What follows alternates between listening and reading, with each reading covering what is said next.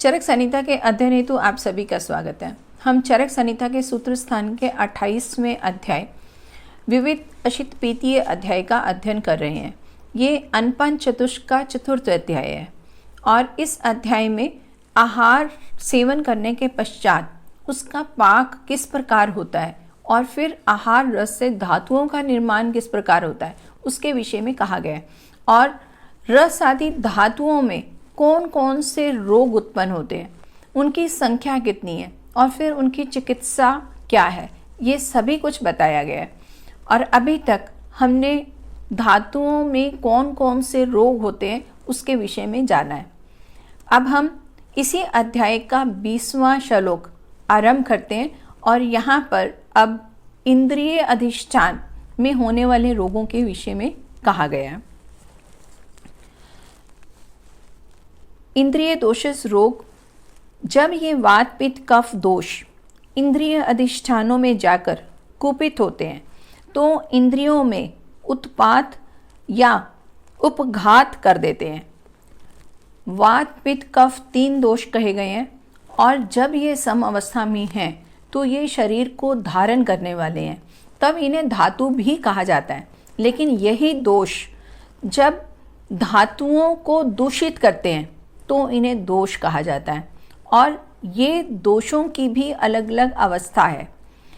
ये जब सम अवस्था में है और जहाँ पर ये रहते हैं और वहाँ उनका संचय होता है और फिर ये परिस्थिति के अनुसार प्रकोपित हो जाते हैं और प्रकोपित होने के बाद ये एक स्थान में फैलते हैं, तब इन्हें प्रसर कहा जाता है। और प्रसर करने के पश्चात जब ये एक स्थान से दूसरे स्थान पर जाते हैं तो उन्हें स्थान संश्रय कहा जाता है। यानी जिस स्थान पर ये रोगों को उत्पन्न करेंगे वहाँ इसे स्थान संश्रय कहा जाएगा और स्थान संश्रय के बाद व्यक्ति होता है। तो इस प्रकार ये दोषों की स्थिति हुई।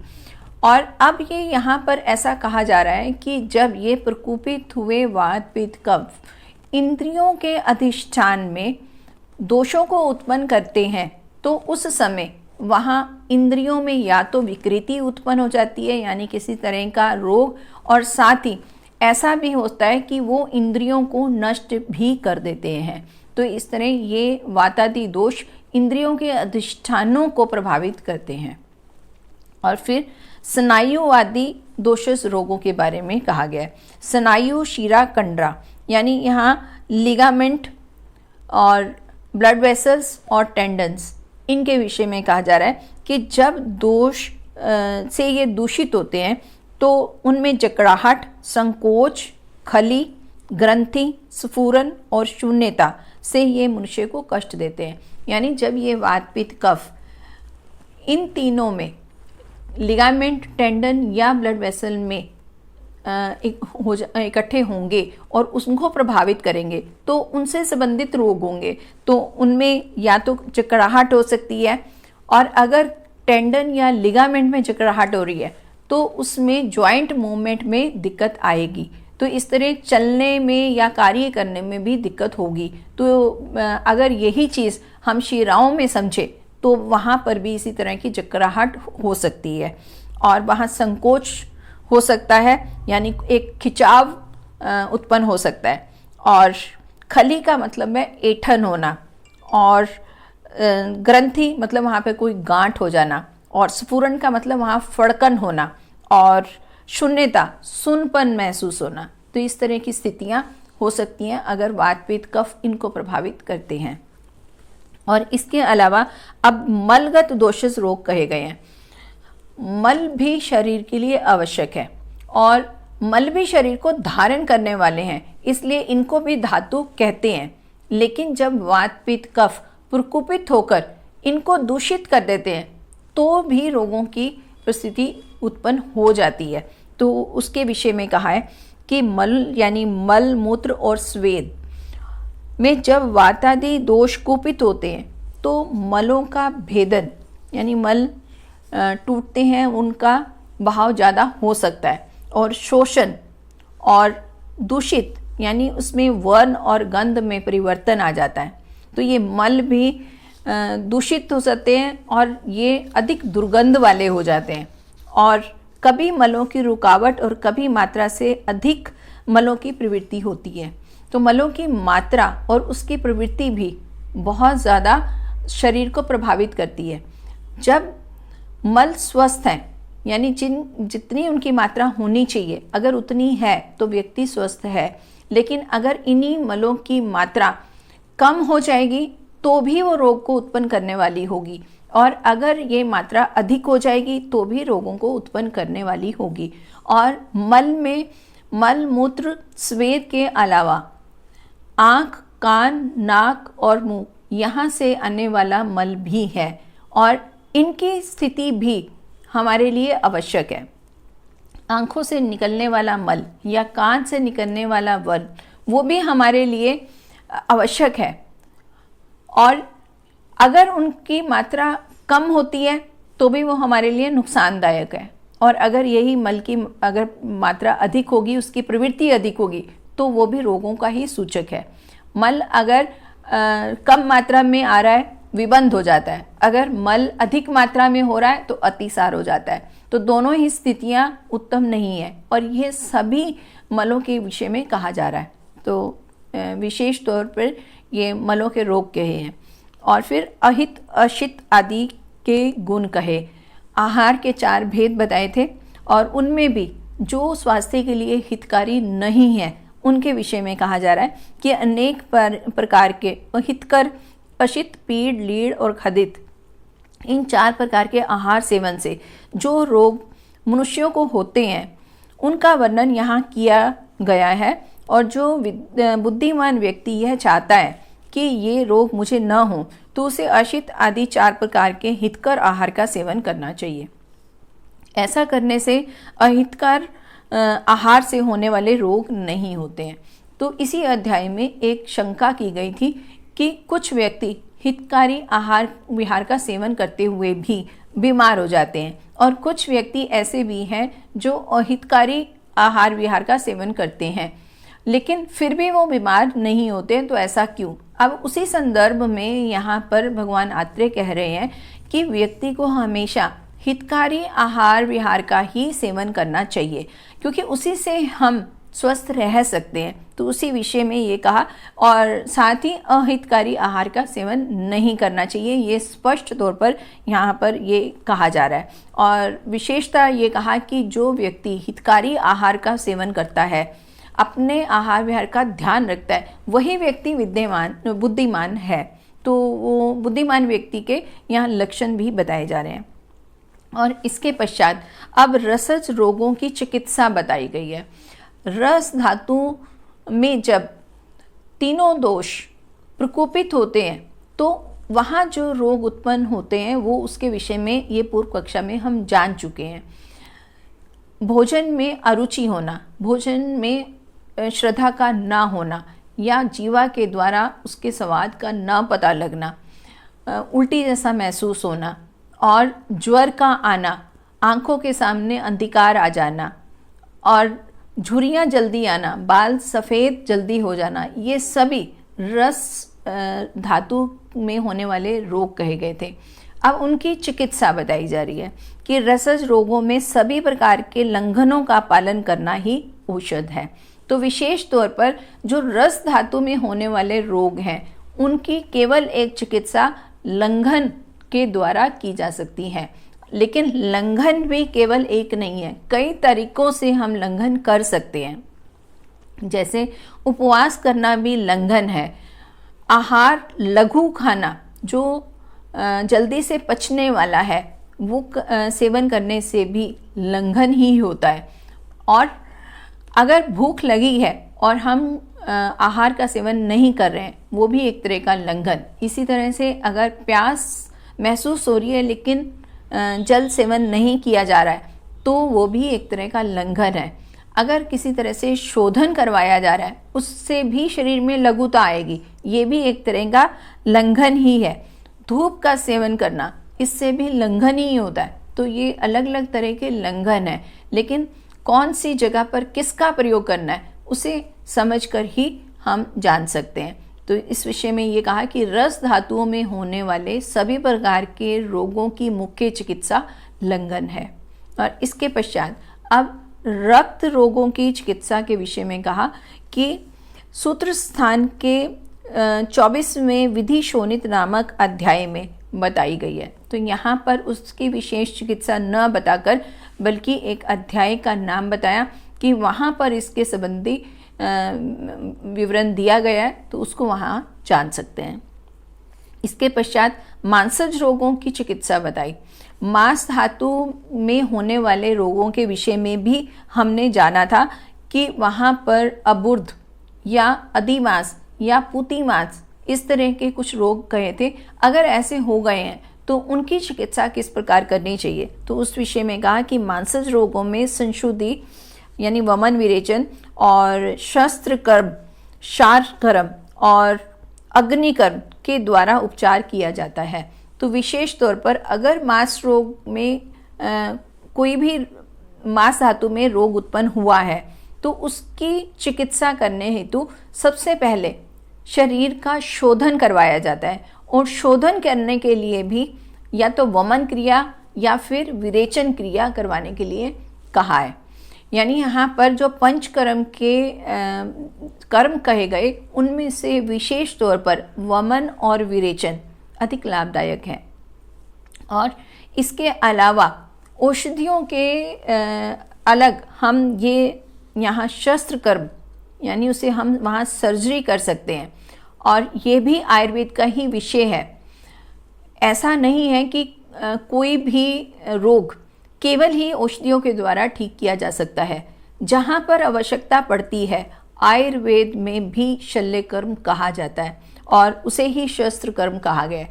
तो ये अवस्था अनुसार किया जाना चाहिए। और शस्त्र कर्म भी आगे कई तरह का, और ये भी रोगों के अनुसार ही होता है, तो उसी को जानकर इसकी चिकित्सा करनी होगी। और क्षार कर्म, क्षार तीक्ष्ण द्रवों को कहा जाता है, जैसे कि अपमार्ग क्षार, और भी कई तरह के क्षार है, और उनके द्वारा मांसगत रोगों की चिकित्सा भी की जाती है। बवासीर में भी क्षार सूत्र का प्रयोग किया जाता है। तो इस तरह से अलग अलग क्षार का प्रयोग यहाँ पर बताया गया है। ये आने वाले अध्यायों में हम जानेंगे।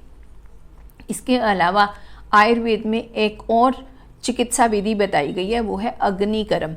अग्निकर्म में प्रभावित स्थान पर अग्नि दग्ध किया जाता है। अग्नि दग्ध के लिए भी अलग अलग चीज़ों का प्रयोग किया जाता है।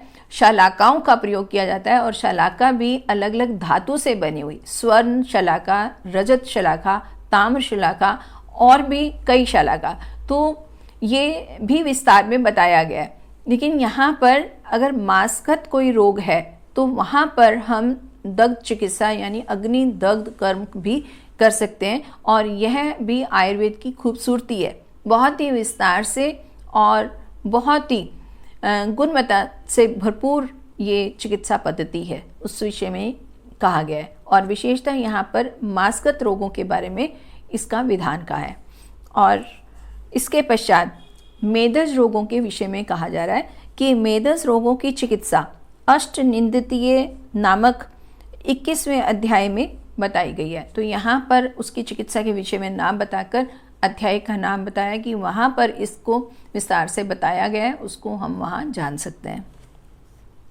और अस्थिगत रोगों की चिकित्सा, अस्थिगत रोग भी हम पूर्व कक्षा में जान चुके हैं। वहाँ अस्थि में दर्द है या अस्थि के साथ और अस्थियां भी बन गई हैं, जिन्हें ओस्टियोफाइट्स कहा गया था। और इसके साथ ही दांत पर दांत या दांत में दर्द और नख और केश और दाढ़ी के बाल, इनसे संबंधित रोग भी, ये सभी अस्थिगत रोग माने गए थे। अब उनकी चिकित्सा के विषय में कहा कि अस्थियों के आश्रित रोगों में पंचकर्म कराना औषध है। तो अस्थिगत अगर रोग हैं तो उनके लिए विशेष तौर पर पंचकर्म को हितकारी कहा है। और इसमें भी विशेषकर बस्तियां और तिक्त वर्गों में सिद्ध किए गए दूध और घृत का प्रयोग करना हितकारी होता है। और पंचकर्म में भी जैसे वमन, विरेचन, पहले कहा जा चुका है कि वो मास्कत रोगों के लिए हितकारी है, तो उसे वहाँ पर अधिक उपयोगी कहा। लेकिन यहाँ पर बस्ती को अधिक हितकारी कहा है, क्योंकि बस्ती वातज रोगों के लिए श्रेष्ठ मानी गई है और अस्थिगत रोगों में भी वात की अधिकता होती है, तो इसलिए यहाँ पर बस्ती को श्रेष्ठ माना गया है। और साथ ही कहा कि तिक्त वर्गों से सिद्ध, तिक्त यानी कड़वे जो द्रव्य हैं, उनसे सिद्ध दूध और घी का प्रयोग करना भी हितकारी होता है। ये दोनों भी वात के लिए हितकारी माने गए हैं, तो उसी दृष्टि से इसे अस्थिगत रोगों की चिकित्सा के अंतर्गत कहा गया है। और मज्जा और शुक्रगत रोगों की चिकित्सा। मज्जा और शुक्रगत रोगों में मधुर और तिक्त अन्न, मैथुन, व्यायाम, उचित काल यानी बसंत में वमन और शरद में विरेचन इत्यादि में मात्रा से शोधन कराना चाहिए। और साथ ही औषधियों से भी हम चिकित्सा यहाँ पर कर सकते हैं। तो मज्जा और शुक्रगत जो रोगों की चिकित्सा बताई गई है, यहाँ पर भी शोधन के लिए कहा गया है। तो अभी हम ये जान सकते हैं कि रस धातु से और शुक्र धातु तक जितने भी रोग हैं वहाँ पर शोधन कर्म की अपनी एक महत्ता है और रोगों के अनुसार हमें शोधन कर्म करवाना चाहिए, तो ये अधिक उपयोगी हो सकता है। और यहाँ मज्जा और शुक्रगत रोगों में विशेष तौर पर ये कहा कि वमन विरेचन दोनों ही हितकारी हैं, लेकिन इनकी अगर ऋतु के अनुसार किया जाए तो वो अधिक लाभदायक होगा। बसंत ऋतु में कफ बड़ा होता है, कफ प्रकोपित होता है, तो कफ को शमन करने के लिए वमन कर्म श्रेष्ठ कहा गया है, तो इसलिए बसंत ऋतु में वमन कर्म करवाने के लिए कहा गया। इसी तरह शरद ऋतु में पित्त की अधिकता होती है, तो पित्त का शमन करने के लिए विरेचन हितकारी है, तो उस समय विरेचन करवाना है। तो इस प्रकार ये शोधन कर्म होगा। और साथ ही अन्न के विषय में कहा कि मधुर और तिक्त रस वाले अन्न ये चिकित्सा के रूप में ऐसी स्थिति में लाभदायक अधिक होंगे। और इंद्रिय जन्य रोगों की चिकित्सा के विषय में कहा कि चिकित्सा स्थान के मर्मीय अध्याय में और स्नायु शिरा कंडरा में होने वाले रोगों की चिकित्सा वात रोगों की चिकित्सा प्रकरण में कही जाएगी।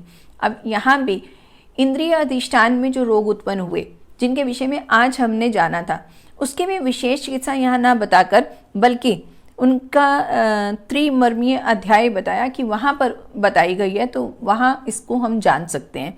इसके अलावा स्नायु शिरा और कंडरा इनकी रोगों की चिकित्सा वात रोगों की चिकित्सा के अनुसार ही करनी चाहिए, तो यहाँ पर इस प्रकार ये संक्षेप में बताया गया है।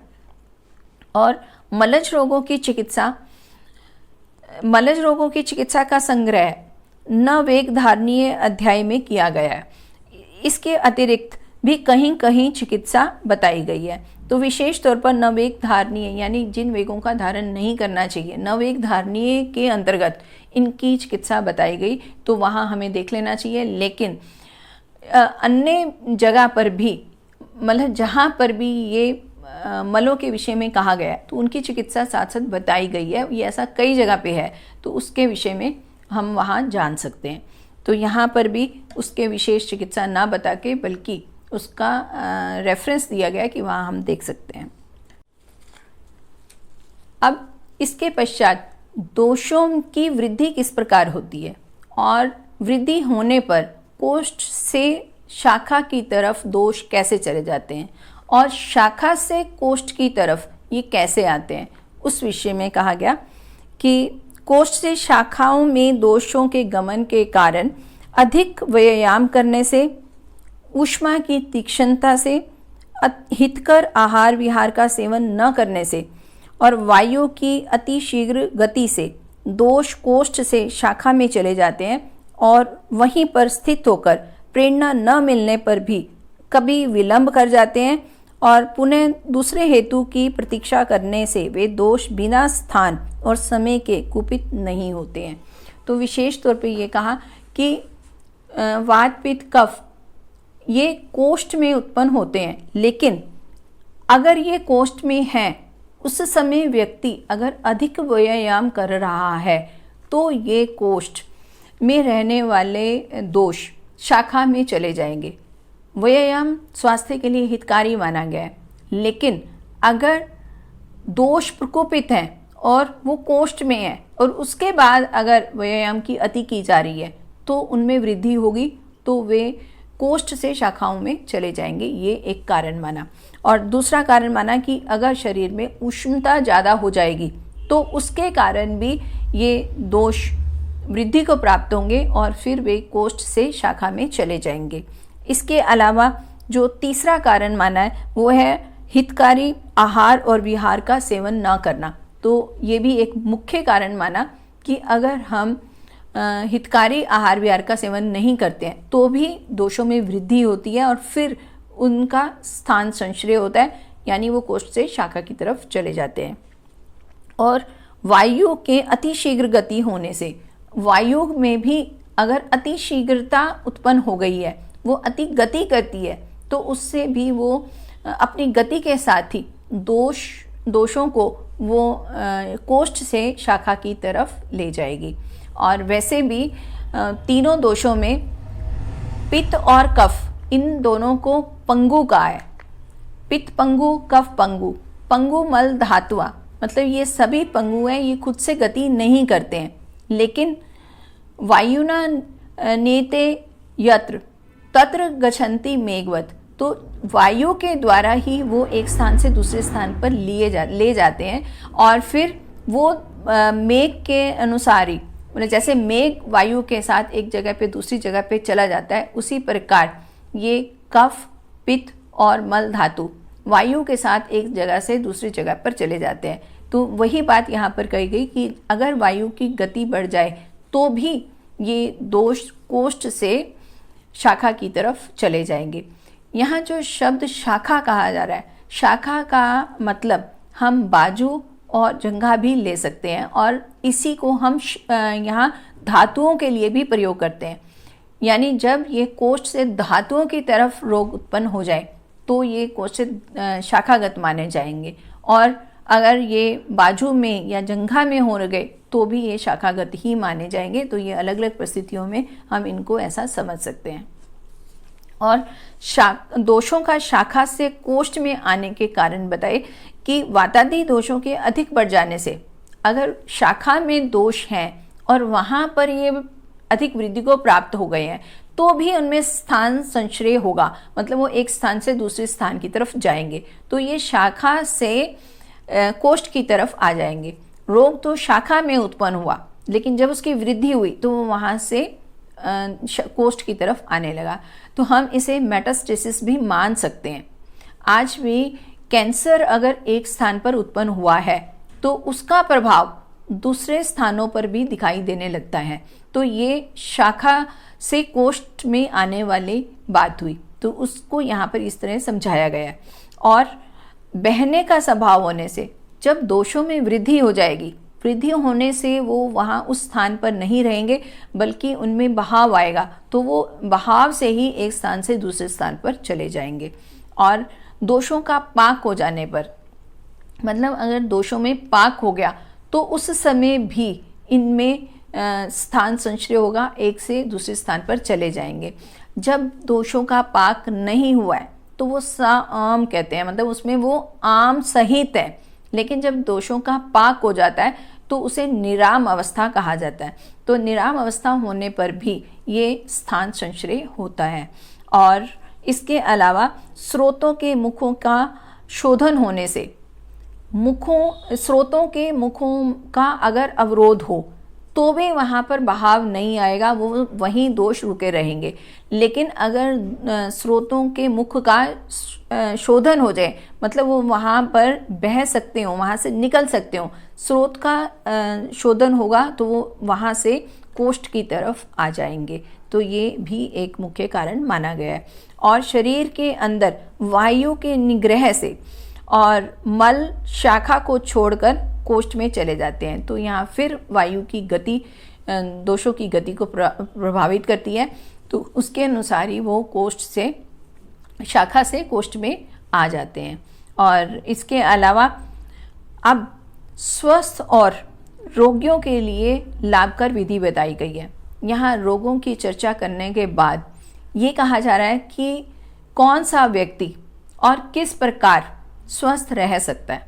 तो उस विषय में कहा कि सुख की अभिलाषा रखने वाले पुरुषों के लिए यह आवश्यक है कि जो नहीं उत्पन्न हुए उन रोगों की उत्पत्ति न होने दे, और जो रोग उत्पन्न हो गए हैं उनकी शांति का जो उपाय बनता है उसका पालन अच्छी प्रकार से करे। तो यहाँ पर विशेष तौर पे ये कहा कि अगर व्यक्ति स्वस्थ रहना चाहता है तो उसे वही चीज़ों का पालन करना होगा जो स्वास्थ्य के लिए हितकारी हैं। तो इससे वो रोगों को उत्पन्न ही नहीं होने देगा, और अगर रोग उत्पन्न हो गए हैं तो उसकी चिकित्सा भी इन नियमों का पालन करने से ही की जा सकती है। तो इस तरह यहाँ ऐसा कहा है। और सभी प्राणियों की सभी प्रवृत्ति सुख के लिए ही होती है, पर जो मनुष्य ज्ञानपूर्वक कार्य करता है वह सुखकर मार्ग पर रहता है, और जो अज्ञानपूर्वक कार्य करता है वह अकार्य यानी दुख का भागी होता है। और आगे ये कहा कि सभी प्राणी, जो भी जीव हैं, जो भी कार्य करते हैं वो अपनी सुख के लिए करते हैं, यानी प्रत्येक प्राणी हर कार्य अपनी सुख प्राप्ति के लिए कर रहा है। लेकिन सभी प्राणी सारे कार्य सोच समझकर नहीं करते हैं। तो उसी विषय में ये कहा है कि जो मनुष्य ज्ञान पूर्वक कार्य करता है, यानी अगर व्यक्ति कार्य करने से पहले ये सोच ले कि ये कार्य क्या उसके लिए हितकारी होगा, तो अगर वो ऐसा सोच के कार्य करता है तो उसके लिए वो हितकारी है, उसी से व्यक्ति स्वस्थ रह सकता है। लेकिन इसके विपरीत अगर मनुष्य सोचता नहीं है और बिना सोचे समझे, बिना बुद्धि का प्रयोग किए वह कार्य करता है, तो उससे वो उसके लिए अहितकारी हो जाता है, यानी वो दुखों को लाने वाला होगा। और विद्वान और मूर्ख में अंतर बताया गया कि परीक्षित मनुष्य हितकर और अहितकर कार्यों की परीक्षा करके जो हितकारी कार्य करते हैं वही करते हैं। अब विशेष तौर पर ये कहा कि व्यक्ति भी दो तरह के हैं। एक तो वो कि जो भी कार्य करना है उससे पहले उसकी परीक्षा करते हैं, तो उसे परीक्षीय मनुष्य कहा है, यानी जो व्यक्ति अपनी बुद्धि का प्रयोग करके, ज्ञान का प्रयोग करके कार्य को जानकर कार्य करेगा वो बुद्धिमान होगा। और इसके विपरीत जिन लौकिक मनुष्यों की आत्मा रजोगुण और तमोगुण से आवृत है वे तत्काल प्रिय लगने वाले कार्य को ही करते हैं। और दूसरी तरफ ये कहा कि जो व्यक्ति रजोगुण या तमोगुण वाले हैं, और अगर हम इसे ऐसे समझें कि वो अपने ज्ञान का प्रयोग नहीं करते हैं, बुद्धि से विचार नहीं करते हैं और ऐसा कार्य करते हैं जो तत्काल तो सुख देने वाला है, लेकिन समय के साथ उसका प्रभाव विपरीत भी हो सकता है, तो ऐसे व्यक्ति जो इस प्रकार कार्य करेंगे, बिना ज्ञान के कार्य करेंगे, वो दुख को भोगने वाले होंगे। तो ये विद्वान और मूर्ख के विषय में कहा कि जो परीक्षे व्यक्ति हैं वो विद्वान होंगे, और इसके विपरीत रजोगुण वाले, तमोगुण वाले या विशेषता अपने ज्ञान या बुद्धि का प्रयोग न करके कार्य करने वाले होंगे, वो मूर्ख व्यक्ति होंगे। और अब परीक्षे व्यक्ति कौन से होंगे, उसके कौन से गुण होंगे, उनके विषय में कहा कि जो शास्त्र का अभ्यास करता है और सद असद विवेक ज्ञानी बुद्धि वाला है, और स्मरण शक्ति है, कार्य दक्षता, धारणा शक्ति, हितकर वस्तुओं का ही सेवन करना, वाणी की शुद्धता, शांति, धीरता, ये नव गुण परीक्षकों में रहते हैं। यानी जो व्यक्ति बुद्धिमान है और जो कार्य करने से पहले परीक्षा कर रहा है, तो उस व्यक्ति के ये 9 गुण होते हैं। तो वो शास्त्रों का अभ्यास करता है, यानी ज्ञान प्राप्ति के लिए अपना प्रयास रत रहता है, और इसके अलावा वो सच को जानने वाला है, सच क्या है, झूठ क्या है, उसको विचार करके कार्य करता है, और जिसकी स्मरण शक्ति भी अच्छी है, दक्ष है और पेशेंस है, और जो हितकारी वस्तुओं का ही सेवन करता है, और वाणी की शुद्धता, शांति, धीरता, ये सब गुण बताए हैं। और इसके विपरीत ये 9 गुण अगर किसी व्यक्ति में नहीं है तो उसे परीक्षण नहीं कहा जाएगा। और उसमें ये कहा कि रज और तम जिन लोगों की आत्मा आच्छादित है, ऐसे लौकिक या संसारी मनुष्यों में ये गुण नहीं रहते हैं, और इन्हीं रज और मोह के कारण वह मनुष्य अनेकों शारीरिक एवं मानसिक रोगों का आश्रय होता है। यानी वैसा व्यक्ति ही फिर रोग उसमें उत्पन्न होने वाले होंगे, यानी वह रोगी रहेगा। और अज्ञानी व्यक्ति में दोष।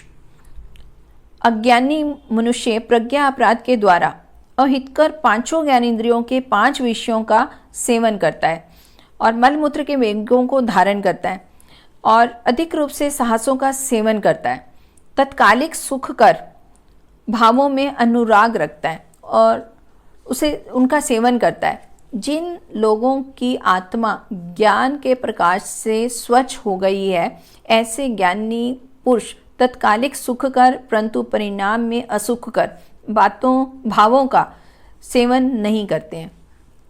तो यहाँ पर फिर उसी बात को ही विस्तार से समझाया है कि जो 9 गुण वाला व्यक्ति परीक्षा कर रहा है वो हितकारी रहेगा, इसके विपरीत व्यक्ति रोगी रहेगा। यानी प्रज्ञा अपराध को मुख्य कारण माना है। किसी भी कारण को अगर हम बुद्धि से जानकर कार्य करेंगे तो उससे हम स्वस्थ रहेंगे, और अगर अज्ञानतावश कार्य किया गया तो वो हमें दुख देने वाला होगा। तो इस तरह से दोनों में अंतर बताया है। और फिर आगे हितकर आहार के फल बता रहे हैं, और विशेष तौर पर ऐसा कहा जा रहा है कि व्यक्ति को हितकारी आहार विहार का ही सेवन करना है, यही हमें रोगों से बचा सकता है। तो उस विषय में कहा कि राग प्रिय होने के कारण या अज्ञान से अहितकर आहार का प्रयोग नहीं करना चाहिए। परीक्षा करके हितकर आहार का ही सेवन करना चाहिए, क्योंकि शरीर आहार से ही उत्पन्न होता है और आहार की विधि से शुभ और अशुभ की उत्पत्ति में 8 विशेष प्रकार के विमान स्थान के प्रथम अध्याय में बताए जाएंगे और उनकी उचित परीक्षा करके प्रयोग करना चाहिए। तो यहाँ पर संक्षेप में हम जानें तो यही कहा गया है कि प्रत्येक व्यक्ति को हितकारी यानी स्वास्थ्यवर्धक आहार विहार का ही सेवन करना होगा। और विशेषतर ये आहार विषय के बारे में अध्याय कहा गया, तो वहाँ कहा कि अगर व्यक्ति को स्वस्थ रहने की इच्छा है तो उसे स्वास्थ्यवर्धक आहार का ही सेवन करना होगा और उसे ज्ञानपूर्वक सेवन करके वह स्वस्थ रह सकता है। अध्याय के उपसंहार में कहा गया कि आहार से उत्पन्न होने वाली रस आदि धातुएं, अविधि आहार से उत्पन्न होने वाले रोग, हितकर और अहितकर भेदों से होने वाले सुख और दुखों को सहने और न सहने में जो शरीर एवं मन में विशेषता होती है, और धातुओं की विकृति से होने वाले रोगों के अलग अलग समुदाय, उन रोगों की चिकित्सा, दोष कोष्ठ से शाखाओं से आकर और शाखाओं से कोष्ठ में आकर कैसे गुपित होते हैं, ज्ञानी और अज्ञानी में भेद, और स्वस्थ और आतुर के लिए हितकारी उपदेश, ये सब बातें इस विविध अशित पीतीय नामक अध्याय में स्पष्ट कर दी गई हैं। तो इसी के साथ ये अध्याय यहाँ पर संपन्न हुआ। आने वाली कक्षा में हम अध्याय 29 का अध्ययन करेंगे। अब बारी है प्रश्न उत्तर की। पूर्व कक्षा में पूछा गया प्रश्न था कि भोजन करने के पश्चात किन विशेष व्यक्तियों को जल का सेवन बिल्कुल ही नहीं करना चाहिए। तो इसका उत्तर है कि अगर व्यक्ति को जत्रुगत रोग है, यानी गर्दन से ऊपर के भाग में कोई रोग है, और विशेषतः अगर वायु संबंधी रोग हैं, तो उन्हें भोजन के तुरंत पश्चात जल का सेवन नहीं करना चाहिए। और अगर व्यक्ति को कोई कंठ में रोग है या फिर पूर्व प्रदेश में कोई रोग है, तो भी उसके लिए भोजन के पश्चात जल का सेवन निषिद्ध कहा गया है। और अगर व्यक्ति गायन क्षेत्र में है और या उसे अधिक बोलना पड़ता है, और अगर व्यक्ति विद्यार्थी हैं, तो उनके लिए भी भोजन के पश्चात जल का सेवन हितकारी नहीं कहा गया। और अगर उर्क्षत रोग है कोई, तो भी ये हितकारी नहीं है। और अगर व्यक्ति को श्वास कास और हिक्का रोग है, तो उनके लिए भी इसे हितकारी नहीं कहा गया है। अगर भोजन के पश्चात जल का सेवन किया जाता है तो ये वहाँ रहने वाले स्नेह को और वात को प्रकोपित करता है, तो उससे रोगों की उत्पत्ति होती है। तो सही उत्तर जानने वाले आप सभी बधाई के पात्र हैं। और अब हम आने वाली कक्षा में अगला अध्याय का अध्ययन आरंभ करेंगे। और इसी के साथ आप सभी को सादर नमस्ते।